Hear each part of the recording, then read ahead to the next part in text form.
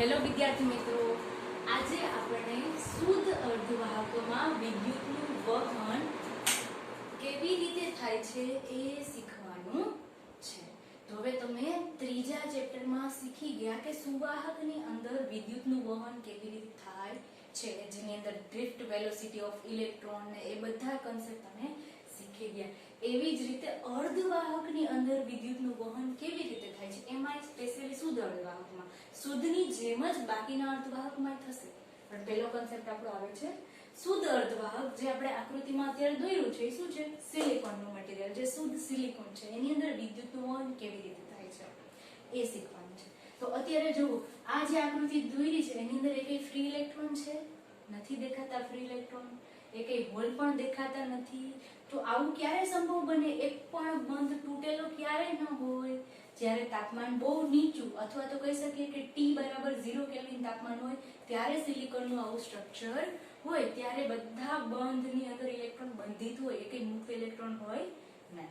પરંતુ આપણે તો સિલિકોન સામાન્ય તાપમાને જ જોઈએ અને સામાન્ય તાપમાને જ વિદ્યુતનું વહન કરવાનું છે, કારણ કે નોર્મલ ટેમ્પરેચર જ આપણું 300 કેલ્વિનની આજુબાજુમાં હોય છે. તો સામાન્ય તાપમાને શું થાય? છેલ્લા આપણે લેક્ચરમાં જોયું કે સામાન્ય તાપમાને આમાંથી અમુક ઇલેક્ટ્રોન વાતાવરણમાંથી ઉષ્મા ઉર્જા મેળવી અને મુક્ત થયેલા હોય, બરાબર, અને પોતાના સ્થાનો પર શું બની ગયો હોય? હોલ. આ હોલ પર જે પણ સિલિકોન પાસેથી વિદ્યુતભાર ઇલેક્ટ્રોન મુક્ત થયો હોય એ સિલિકોનનો આંશિક ધન વીજભાર આ હોલ પર આવેલો હોય તેની જેમ હોલ વર્તે અને આંશિક ધન વીજભાર હોય તો બીજા ઇલેક્ટ્રોનને આકર્ષિત કરે.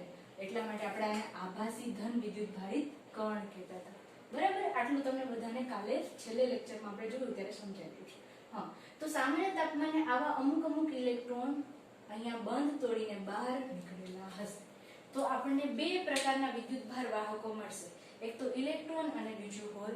તો જો બે પ્રકારના વિદ્યુતભાર વાહકો હોય તો આ બંને પ્રકારના વિદ્યુતભાર વાહકોના લીધે વિદ્યુતનું વહન થાય. એટલે અર્ધવાહકોમાં વિદ્યુતનું વહન ઇલેક્ટ્રોનના કારણે પણ થાય અને હોલના કારણે પણ થાય. ચલો, તો આ બંને આપણે અલગ અલગ પોઈન્ટમાં શીખવાનું છે. તો પહેલું લઈએ તો કે સામાન્ય તાપમાને કેવું હોય? તો કે સામાન્ય તાપમાને શુદ્ધ અર્ધવાહકમાં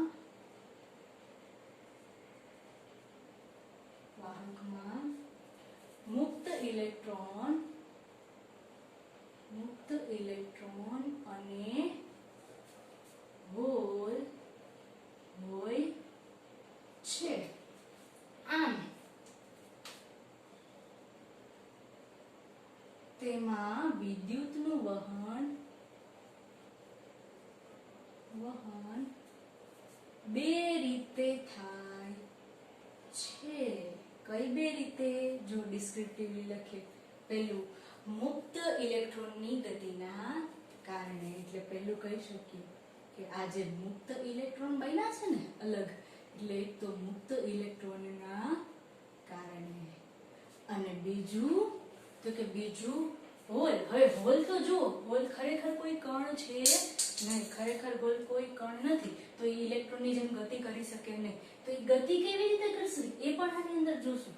તો કે હોલ હોલની ગતિ કરે પણ બીજા ઇલેક્ટ્રોન ગતિ કરશે, એટલે એને એમ કહેવાય કે હોલ અને બંધિત ઇલેક્ટ્રોનની ગતિના કારણે, બંધિત ઇલેક્ટ્રોનની ગતિના કારણે આ બે પ્રકારે વિદ્યુતનું વહન થશે. તો પહેલું આપણે મુક્ત ઇલેક્ટ્રોનના કારણે જોઈએ. તો વિદ્યુતનું વહન ગમે ત્યારે કરાવવું હોય તો પદાર્થના બંને છેડા વચ્ચે અથવા તો જે પણ દ્રવ્ય આપણે વાહક કે ડિવાઇસ આપ્યો એના બે છેડા વચ્ચે શું આપવો પડે? વિદ્યુત સ્થિતિમાનનો તફાવત. તો અહીંયા સિલિકોનના આ બે છેડા વચ્ચે શું આપવો પડશે? વિદ્યુત સ્થિતિમાનનો તફાવત. તો માની લઈએ કે આપણે આ સાઈડ ધન અને આ સાઈડ ઋણ વિદ્યુત સ્થિતિમાન આપીએ છીએ, અથવા અહીંયા બેટરીના ધન ધ્રુવ સાથે અને ઓલા છેડાને બેટરીના ઋણ ધ્રુવ સાથે જોડીએ છીએ. તો હવે જ્યારે આને ધન ધ્રુવ સાથે જોડશું અને ઋણ ધ્રુવ સાથે, તો આ ઇલેક્ટ્રોન છે એ આ સાઈડ ધન વીજભાર હશે એટલે એ તરફ ગતિ કરવાનું ચાલુ કરશે, આ ઇલેક્ટ્રોન આ તરફ ગતિ કરશે. એટલે આવા જેટલા મુક્ત ઇલેક્ટ્રોન હશે એ કઈ બાજુથી કઈ બાજુ ગતિ કરશે? તો કે ઋણ છેડાથી ધન છેડા તરફ ગતિ કરશે. તો પહેલું લઈ મુક્ત ઇલેક્ટ્રોનના કારણે આપણે પહેલું સમજીએ. ચલો, તો આમાં પહેલું જે આપણે છે એ કેના કારણે છે તો કે મુક્ત ઇલેક્ટ્રોનના કારણે વિદ્યુતનું વહન. ચલો, તો હવે આની અંદર જોઈએ આપણે. જ્યારે અર્ધવાહકના અથવા શુદ્ધ અર્ધવાહકના શુદ્ધ અર્ધવાહક શુદ્ધ નહીં શુદ્ધ અર્ધવાહકના સ્ફટિકના બે છેડા વચ્ચે, જો બે છેડા હે ને, બે છેડા વચ્ચે વિદ્યુત સ્થિતિમાનનો, હવે નીચે લઈ લે, હાફ પાર્ટમાં જ લખીએ, વિદ્યુત સ્થિતિમાનનો તફાવત લાગુ પાડવામાં આવે ત્યારે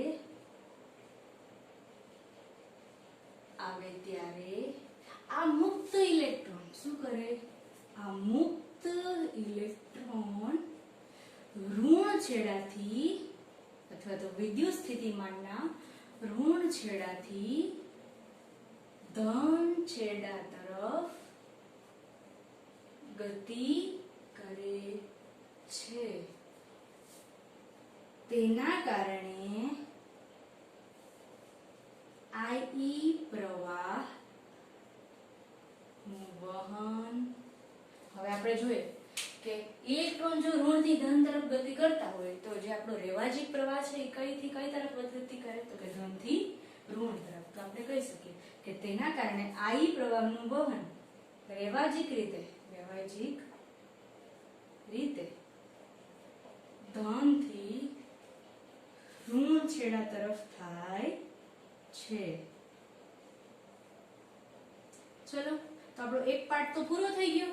ઇલેક્ટ્રોનના કારણે તો સીધું સિમ્પલ મળી ગયું, બે છેડા વચ્ચે વિદ્યુત સ્થિતિમાનનો તફાવત આપશું એટલે ઇલેક્ટ્રોન તો સીધી વાત છે ધન છેડા તરફ ગતિ કરશે, અને ઇલેક્ટ્રોન જે દિશામાં ગતિ કરતું હોય એની વિરુદ્ધ દિશામાં પ્રવાહનું વહન થતું હોય એટલે આપણો પ્રવાહ ધનથી ઋણ તરફ વહેશે. જે ઇલેક્ટ્રોનના કારણે છે, ઇલેક્ટ્રોનના કારણેના પ્રવાહને શું કહી શકીએ? આઈ. જો તમને અહીંયા એમ કે n નંબર ઓફ ઇલેક્ટ્રોન ઋણથી ધન છેડા તરફ ગતિ કરે છે, ઋણથી ધન છેડા તરફ ગતિ કરે છે, તો ઇલેક્ટ્રોનના લીધે રચાતો પ્રવાહ શોધો તો સીધું મળી જાય. ઇલેક્ટ્રોનના લીધે રચાતો પ્રવાહ n E/T. બરાબર, એની એટલે વિદ્યુતભાર, કુલ વિદ્યુતભાર અને લાગતો સમય.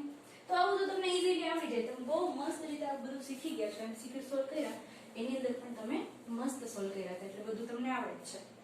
તો ચલો, તો આવી રીતે તમને પ્રવાહ મળી જાય. ક્યાંક MCQ પૂછ્યા આના રિલેટેડ તો પૂછવાય નહીં જવાનું ખાડું. આમાં તો પ્રવાહનું કાંઈ એવું જ નહોતું.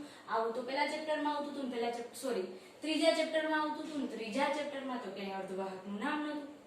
બરાબર, હવે આપણે મુક્ત ઇલેક્ટ્રોન જોઈ લીધું. ત્યાર પછી કોણ આવશે તો કે હોલ અને બંધિત ઇલેક્ટ્રોનની ગતિ. સાલું, આ આપણા માટે કાંઈક નવું છે. અને શું નવું છે એક તો આપણે શીખવાનું છે. જો કંઈ નવું જ ન હોય તો એકને એક શીખીને આપણે બોર થઈ જાય એટલે મજા આવશે આપણને. કે હોલ અને બંધિત ઇલેક્ટ્રોનના કારણે, ઇલેક્ટ્રોનની ગતિના કારણે, બહુ લાંબુ થઈ જશે ને લખવામાં, તો એ લખી નાખીએ. ચલો ને, વિદ્યુતનું વહન થઈ ગયું. ચલો, હવે જોઈએ કે આ કઈ રીતે પોસિબલ થાય છે. હવે બરાબર અહીંયા સમજજો. જો આ હોલ છે, બરાબર, આપણે શું કહેતા હતા? હોલ કેવો હોય? આંશિક ધન વિદ્યુતભારી. જે સિલિકોન સાથે હોલ બનેલો હોય એ સિલિકોનનો ધન વિદ્યુતભાર હોલ પર આવી ગયો હોય એવું આપણે સમજી શકીએ. તો જો આ ધન વિદ્યુતભારિત હોય તો એની બાજુમાં જો આવા બંધિત ઇલેક્ટ્રોન છે એને પોતાની તરફ આકર્ષે. હવે આપણે એમ થાય કે આવા ઇલેક્ટ્રોનને ના આકર્ષે તો કે આવા ઇલેક્ટ્રોનને આકર્ષે ને, પણ મોટા ભાગના ઇલેક્ટ્રોન પાસે ઓલરેડી ઉર્જા એટલી વધારે હોય એટલે એ હોલમાં બંધિત થવાને બદલે મુક્ત રીતે ગતિ કરવાનું પસંદ કરે. એટલે આપણે જે મેજોરિટી કેસ હોય એ આપણે ખાસ સમજવાનો હોય, માઇનોરિટી તો નેગ્લેક્ટ થઈ જતો હોય અથવા તો રિવર્સ પ્રોસેસ પણ સાથે સાથે થતી હોય. તો અહીંયા જો આ શું કરશે તો કે એની બાજુના ઇલેક્ટ્રોન બંધિત કોણ છે તો કે આ બંધિત કહેવાય, આ એની બાજુનો બંધિત કહેવાય. અથવા જ્યારે આ આની અહીંયા નજીકમાં આવે, આટા તો મારતો હોય ને, કાંઈ એક એક જગ્યાએ તો હોતો નથી ઇલેક્ટ્રોન. હા, તો આ શું કરશે? આ ઇલેક્ટ્રોનને આકર્ષશે. તો આ ઇલેક્ટ્રોન કેમ જશે? અહીંયાથી આ તરફ. તો તો જો આ ઇલેક્ટ્રોન અહીંયાથી આવશે તો પહેલા હોલ કઈ સ્થિતિ પર છે? અહીંયા છે, યાદ રાખજો 1 ઉપર અત્યારે હોલ છે. તો ઇલેક્ટ્રોન અહીંયાથી આકર્ષાઈને અહીંયા આવશે અને આ હોલ સાથે સંયોજાઈ જશે એટલે આપણો ઇલેક્ટ્રોન ક્યાં આવી જશે? અહીંયા. બરાબર. અને અહીંયા શું બની જશે? હોલ. જો તો બીજી વખત હોલ ક્યાં આવી ગયો? અહીંયા. હવે આગળ જોઈએ તો કે અહીંયા આવી ગયો. ચલો આ ઇલેક્ટ્રોન નજીક અહીંયાથી અહીંયા આવે તો ફરીથી આ ઇલેક્ટ્રોન સંયોજાઈ જશે આની અંદર, હોલની અંદર. એટલે અગેન અહીંયા બંધ બની જશે અને અહીંયા આની જગ્યાએ શું બની જશે? Again hole. તો આ ત્રીજો નંબર થયો. હવે આપણે આગળ વાત કરીએ તો જો આ ત્રીજા નંબરની બાજુમાં અગેન અહીંયા ઇલેક્ટ્રોન છે તો આ ઇલેક્ટ્રોનને આકર્ષશે એટલે આ ઇલેક્ટ્રોન શું થશે? આ હોલને પૂરી દેશે અને અહીંયા પોતે ફરીથી બંધ બનાવી લેશે અને પોતાના સ્થાને આવી જશે હોલ. હવે આ હોલ છે એ ફરીથી બાજુના ઇલેક્ટ્રોન એટલે કે ચલો આને આકર્ષે છે તો આ ઇલેક્ટ્રોનને આકર્ષશે એટલે ઇલેક્ટ્રોન ફરીથી અહીંયા આવી જશે. બરાબર. આપણો ચોથી પોઝિશનમાં જે હોલ છે ત્યાં ઇલેક્ટ્રોન આવશે અને ફરીથી અહીંયા શું બનાવી દેશે? બંધ. અને આ હોલ એની મૂળ જગ્યાએ આવી જશે અહીંયા. તો જુઓ જોઈએ આ કેસમાં આ મુક્ત ઇલેક્ટ્રોન કે ગતિ કર્યા આની અંદર તો કે નહીં, એનું પ્રકરણ સાઈડમાં આવી ગયું. આમાં કોણે ગતિ કરી? તો કે બંધિત ઇલેક્ટ્રોન. અહીંયા લખ્યું ને કોની ગતિના કારણે? તો કે બંધિત ઇલેક્ટ્રોનની ગતિના કારણે. તો જો અહીંયા જે આ ઇલેક્ટ્રોન અહીંયાથી આ આટલા આટાવડા જાય છે એ ક્યાંથી જાય છે? એક બંધમાંથી બીજા બંધમાં જાય છે ઇલેક્ટ્રોન. બરાબર. તો ઇલેક્ટ્રોન જો અલ્ટિમેટલી અહીંયાથી આમ જોઈએ તો કઈ રીતે ગતિ કરે છે? તો કે ઇલેક્ટ્રોન આ દિશામાં ગતિ કરે છે. જોયું? એટલે ઇલેક્ટ્રોન ખરેખર ઋણથી ધન તરફ ગતિ કરે તો અહીંયા ક્યાંથી મળ્યું? ઋણથી ધન તરફ ગતિ કરે છે. હવે આગળ જોઈએ હોલ છે, હોલ એ કઈ દિશામાં ગતિ કરે છે? તો કે એક નંબર ઉપર અહીંયા, બે અહીંયા, ત્રણ અહીંયા, ચાર અહીંયા, પાંચ અહીંયા. તો અલ્ટિમેટલી હોલ છે એ આ દિશામાં ગતિ કરે છે એટલે કે ધનથી ઋણ તરફ ગતિ કરે છે. તો જો હવે સમજાણું તો હવે કહી શકીએ કે આ બંધિત ઇલેક્ટ્રોન ઋણથી ધન છેડા ઉપર આવે છે ને તો આપણને જાણે એવું લાગે છે કે હોલ ધનથી ઋણ છેડા તરફ જાય છે. સમજાય? આપણે ઘણી વખત આપણે રસ્તામાં સામે ચાલેલા જતા હોય બરાબર અને સામેથી કોઈ વ્યક્તિ આવતી હોય ત્યારે આપણે એવું માની લઈએ કે હું તો જાણે ઊભો જ છું તો આપણે એવું લાગે કે સામેવાળી વ્યક્તિ પાછળ જાય છે, હું આગળ જતું નથી. બસ એના જેવી જ વાત છે. બરાબર. અને બીજો એક્સપિરિયન્સ તો તમને ઘણીવાર બસમાં આપણે જતા હોય ત્યારે થયું હોય કે આપણે શું લાગે કે વૃક્ષો, ઝાડવા, આજુબાજુની વસ્તુ છે એ આપણી પાછળ જાય છે. સેમ ઇલેક્ટ્રોનને એવું લાગશે કે હું આમથી આમ જાઉં છું એના બદલે એને એવું લાગશે કે હોલ અહીંથી આમ આવે છે. એટલા માટે આપણે મેઇન કન્સેપ્ટ કોનો લીધો? હોલ અને બંધિત ઇલેક્ટ્રોન નો. તો ચલો હવે આ જ પોઈન્ટ અહીંયા લખી અને એના આધારે જે પ્રવાહ ઉત્પન્ન થાય છે એ લખીએ, એ સમજીએ આપણે. તો હવે શું થશે આની અંદર આગળ પોઈન્ટ લખીએ તો કે વિદ્યુત સ્થિતિમાનની અસર હેઠળ, વિદ્યુત સ્થિતિમાનની અસર હેઠળ હોલની બાજુમાં રહેલા ઇલેક્ટ્રોન અથવા બાજુમાં રહેલા બંધના ઇલેક્ટ્રોન આકર્ષાઈને હોલ સાથે સંયોજાય છે. આકર્ષાઈને હોલ સાથે સંયોજાય છે અને પોતાના મૂળ સ્થાને શું બનાવી દે? હોલ. અને પોતાના મૂળ સ્થાને હોલ બનાવે છે અને આ હોલ બનાવે છે અને આ હોલ બીજા બંધિત ઇલેક્ટ્રોનને આકર્ષિત કરે છે અને આવી હોલની દિશાનું વહન અથવા તો આપણે એમ કહીએ કે ઇલેક્ટ્રોનનું એક સાઈડથી બીજી સાઈડ અને હોલનું પેલી સાઈડથી બીજી સાઈડ એવી રીતે વહન ચાલુ રહે છે. તો પોતાના મૂળ સ્થાને હોલ બનાવે છે અને આ હોલ નું આપણે કહી શકીએ આ હોલનું આવી જ રીતે બીજા ઇલેક્ટ્રોન સાથે અથવા તો બીજા બંધિત ઇલેક્ટ્રોન સાથે સંયોજાવાનું ચાલુ રહે છે.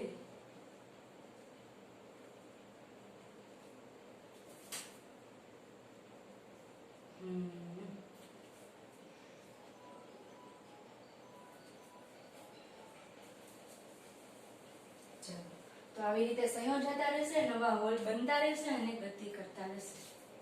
તો હવે જોઈએ,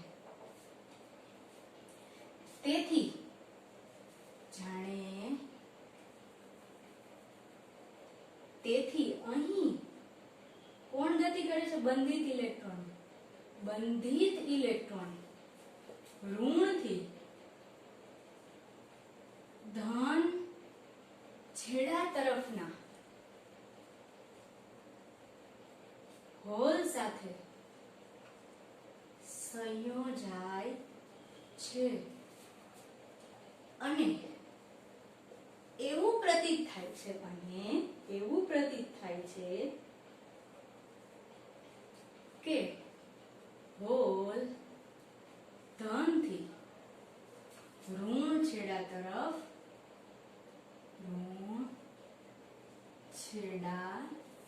તરફ ગતિ કરે છે અને તેના કારણે IH એટલે હોલના લીધે વિદ્યુત પ્રવાહ IH પ્રવાહનું વહન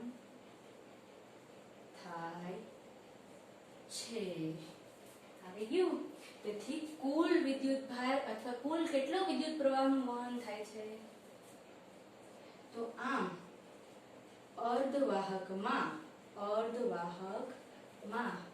હોલ અને ઇલેક્ટ્રોન બંનેના કારણે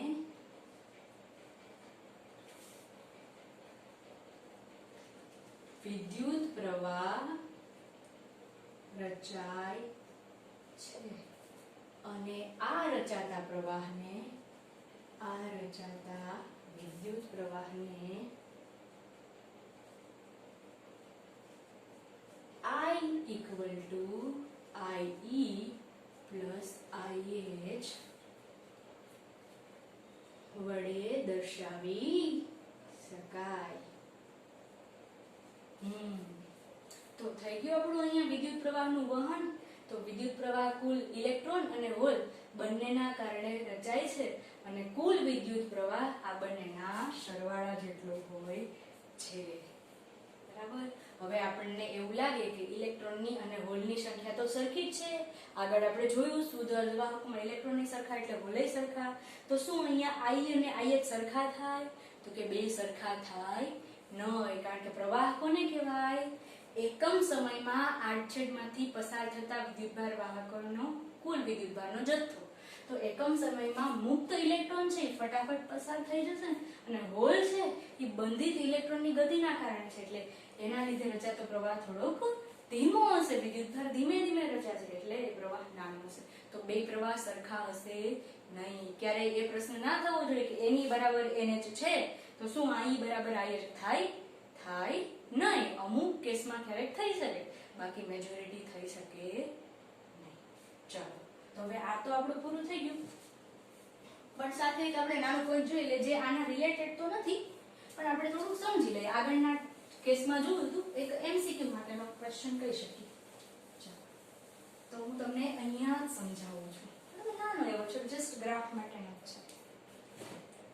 તો આ જે છે એ શું છે? તો કે આપણે બેન્ડ જોઈ ગયા, ઉર્જા બેન્ડ ગેપ એ બધી વસ્તુ. તો એ અર્ધવાહકની અંદર વાત કરે છે કે T બરાબર 0 કેલ્વિને કેવો ઉર્જા બેન્ડ ગેપ હોય અને T બરાબર સામાન્ય તાપમાન હોય ત્યારે ઉર્જાનો બેન્ડ ગેપ કેવો હોય. તો પહેલા T બરાબર 0 માટે જોઈએ. અહીંયા હોય ઇલેક્ટ્રોનની ઉર્જા, બે બેન્ડ હોય વેલેન્સ બેન્ડ અને કન્ડક્શન બેન્ડ. તો આ બે બેન્ડ વચ્ચેના ઉર્જા ગેપમાં ખાસ કોઈ ફરક હોતો નથી. આ આપણે કહીએ તો વેલેન્સ બેન્ડ, જેની ઉર્જા કહી દઉં EV, આ કન્ડક્શન બેન્ડની ઉર્જા EC. આ બે વચ્ચેનો બેન્ડ ગેપ Ag જે કેવો હોય? Less than 3 electron volt. તો આ કેના માટે છે? તો કે T બરાબર 0 કેલ્વિન. તો T બરાબર 0 કેલ્વિને વેલેન્સ બેન્ડની અંદર ઇલેક્ટ્રોન હોય, બરાબર. બંધિત ઇલેક્ટ્રોન તો હોય જ છે સિલિકોનમાં, પરંતુ મુક્ત ઇલેક્ટ્રોન હોતા નથી. તો મુક્ત ઇલેક્ટ્રોન ક્યારે મળે? જ્યારે કન્ડક્શન બેન્ડમાં જાય ત્યારે. તો આ કેસની અંદર અહીંયા કન્ડક્શન બેન્ડમાં ઇલેક્ટ્રોન હોતા નથી, કારણ કે આની અંદર 0 કેલ્વિન આપણે શરૂઆતમાં વાત કરી હતી, કોઈ મુક્ત ઇલેક્ટ્રોન હતા નહીં, ફ્રી હતા જ નહીં, તો કન્ડક્શન બેન્ડમાં કઈ રીતે હોઈ શકે? તો આ 0 કેલ્વિન તાપમાને શુદ્ધ અર્ધવાહકની અંદર કેવી રીતનું બેન્ડ ગેપ હોય અને ઇલેક્ટ્રોન ક્યાં હોય એનો ગ્રાફ છે. કહી શકે કે MCQ માટે બહુ ઇમ્પોર્ટન્ટ વસ્તુ છે. ચલો હવે એવી જ રીતે T બરાબર 0 કેલ્વિન સિવાયના તાપમાન માટે જોઈએ તો એની અંદર એક કન્ડક્શન બેન્ડ અને વેલેન્સ બેન્ડ તો હોવાના જ. આપણો કન્ડક્શન બેન્ડ, આ થઈ ગયો આપણો વેલેન્સ બેન્ડ, બરાબર. બે વચ્ચેનો બેન્ડ ગેપ જેમાં કોઈ ફેરફાર આવતો નથી, જેને એનર્જી બેન્ડ ગેપ અથવા ઉર્જા ગેપ અથવા ફોરબિડન એનર્જી ગેપ એવું પણ કહેવાય છે, જે લેસ ધેન 3 ઇલેક્ટ્રોન વોલ્ટ છે. તો આ કેસમાં શું થશે? આ સામાન્ય તાપમાન આ T not equal to 0 kelvin હોય અથવા તો T ગ્રેટર ધેન 0 કેલ્વિન હોય ત્યારની વાત છે, બરાબર. તો ત્યારે શું થાય? તો કે વેલેન્સ બેન્ડના ઇલેક્ટ્રોન છે એ ઉષ્મા ઉર્જા મેળવી અને મુક્ત થાય, એટલે કે ક્યાં જાય? કન્ડક્શન બેન્ડમાં. એટલે આ કેસની અંદર ઇલેક્ટ્રોન વેલેન્સ બેન્ડમાં પણ હશે અને કન્ડક્શન બેન્ડમાં પણ હશે. એટલે સામાન્ય તાપમાને વિદ્યુતનું વહન થશે, પણ 0 કેલ્વિન તાપમાને અર્ધવાહકો છે એ અવાહક તરીકે વર્તશે. તો આ બંને વસ્તુ તમને ખાસ આવડવી જોઈએ, બરાબર છે. તો ચલો આજે આપણો આ લેક્ચર અહીંયા સુધી પૂરો કરી. હવે પછીના લેક્ચરમાં આપણે અશુદ્ધ અર્ધવાહકો ઉપર જશું અને એની પહેલા થોડુંક શુદ્ધ અર્ધવાહકોની ચર્ચા કરી લઈશું.